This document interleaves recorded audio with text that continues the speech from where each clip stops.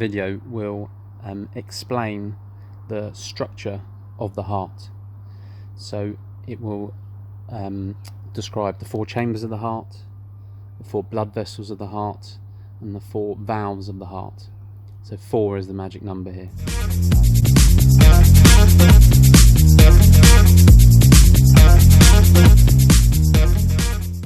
Now the way I'm going to explain the structure of the heart is by making the heart out of coffee beans. So I just had some coffee beans lying around.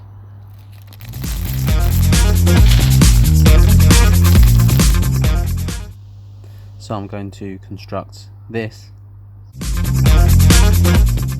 with coffee beans.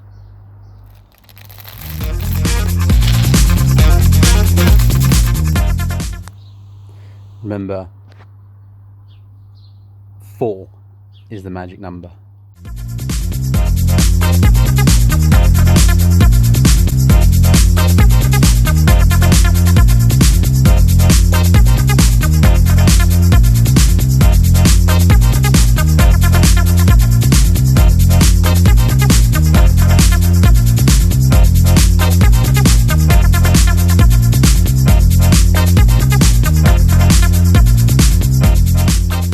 See the myocardium, and that basically is the heart's muscle.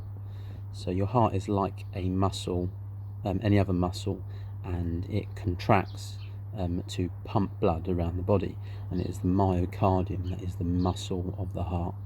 And we'll see later that it comes in all different thicknesses depending on where it needs to pump the blood to. Let's now add the 4 chambers of the heart.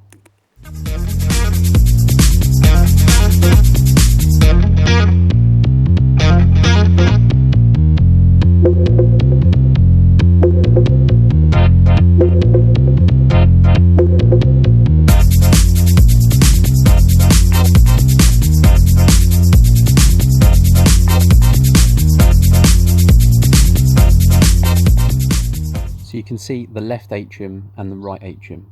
Now they are the 2 higher chambers of the heart, and their job is to contract and push blood into the 2 lower chambers of the heart.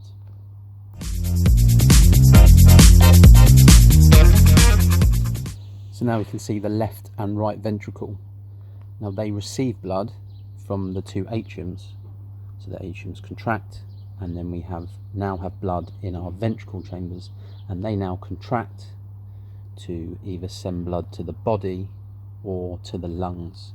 So the right ventricle will send blood to the lungs to be oxygenated. Meanwhile, the left ventricle will contract and send blood to the body to supply that oxygen. Now, if you were paying attention, you might be slightly confused about why the left and right side of the heart are round the wrong way. Now what you need to remember is that when you are looking at a diagram of the heart, you're actually looking at a heart as if it was on someone. So for example, you are looking at me now, this is my left and this is my right. Good looking guy. Now let's make the 4 blood vessels of the heart.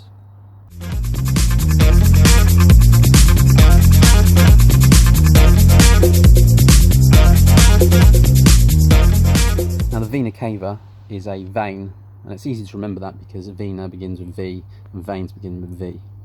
And the vena cava is is probably the most important vein in the body, and it is bringing deoxygenated blood, so blood with carbon dioxide and not much oxygen, back to the heart from the body.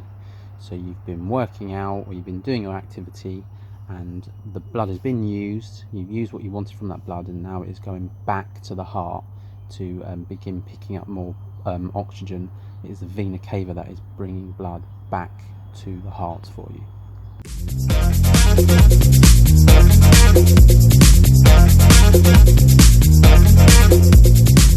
The pulmonary vein is obviously another vein.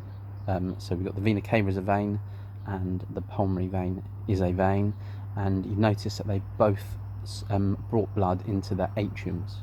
So they are returning blood to the heart, both of them, and then the atriums will now pump the blood into the ventricles. But the pulmonary vein specifically is bringing blood back from the lungs.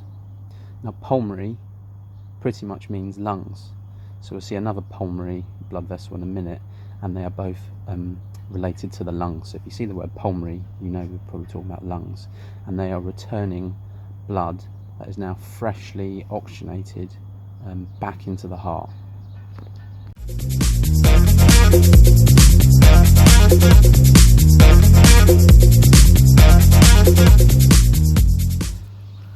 Now the aorta is an artery, and it is the biggest, most strongest, and probably the most important artery of the whole body. If that was to get damaged, you would unfortunately probably most likely die. And what it's doing is the ventricle is pumping blood into the aorta to supply the body with the oxygenated blood. So the pulmonary vein has supplied the freshly oxygenated blood into the atrium, and the left atrium is then going to contract, push blood into the left ventricle, and the left ventricle is going to contract and then push this oxygenated blood into the aorta to supply your body, so brain, legs, arms, with nice fresh oxygenated blood.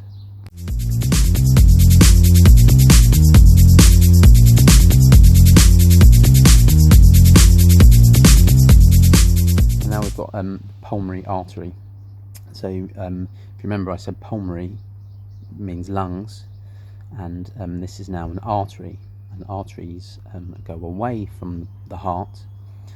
So this artery is going to the lungs. So it's going away from the heart to the lungs. So it's got deoxygenated blood, so low oxygenated blood, and it's going to go to the lungs to pick up that oxygenated blood, and then it will come back into the heart via the pulmonary vein. So pulmonary artery is going to the lungs, while the pulmonary vein is going back to the heart, but they're both lung associated. Now let's make our 4 valves of the heart.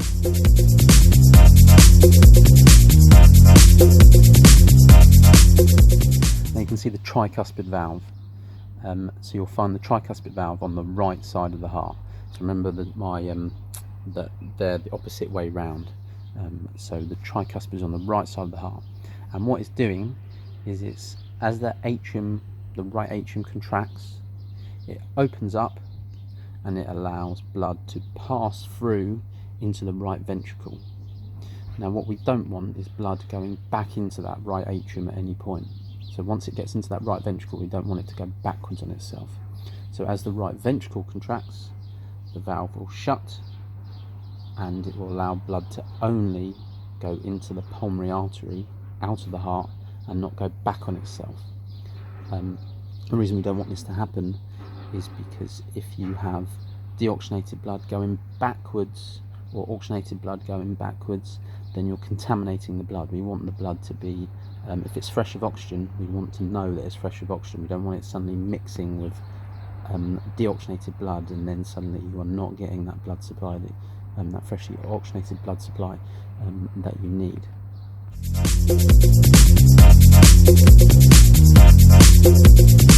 Now got the bicuspid valve. So the bicuspid valve you'll find on the left side of the heart, and its job is exactly the same as the tricuspid. It wants to stop the backflow of blood. Now tricuspid and bicuspid sound quite similar, and it's quite hard to remember what side of the heart they fall.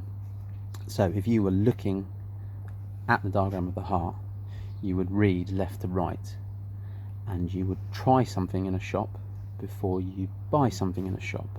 So tricuspid comes before bicuspid. You try before you buy, and that's how you can remember to label them correctly.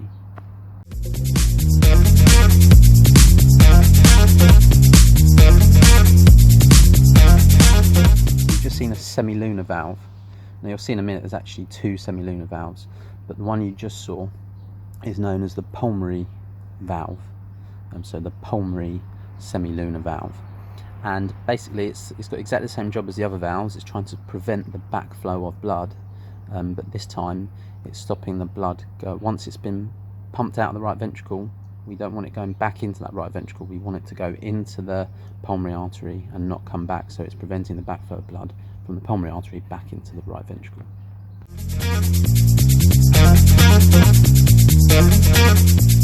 We now have our second semilunar valve, which is known as the aortic valve, and it's got exactly the same job again. It wants to stop blood flowing back from the aorta into that left ventricle, so it's preventing the backflow of blood.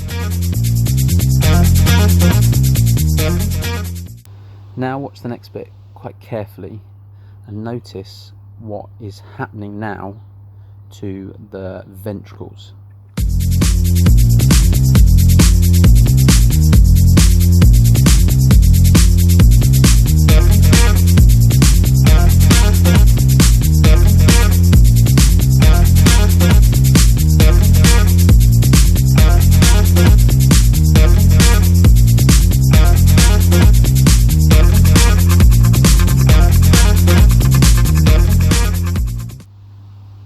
Now I know this is being done with coffee beans, but you may have noticed that the ventricle walls are being thickened by the coffee beans.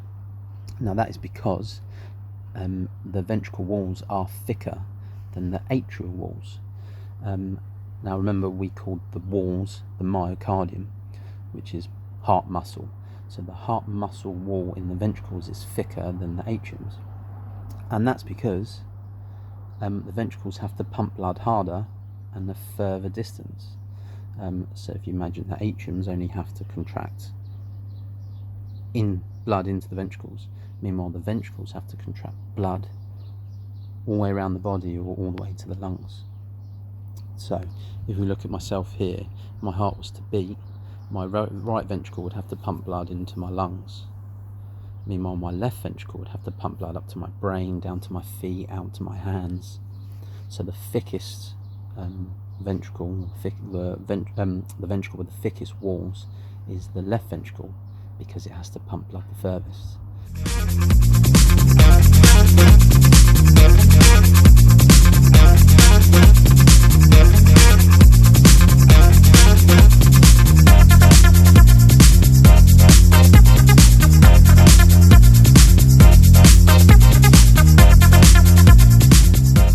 Now notice that the two arteries, so the aorta and the pulmonary artery, have thicker walls than the two veins, and that's exactly the same principle as the ventricles.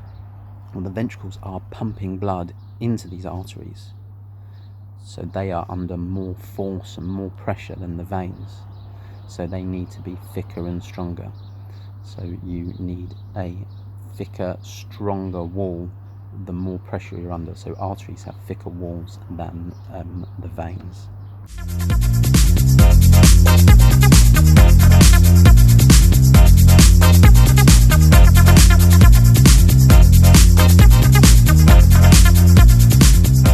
Now watch my heart contract.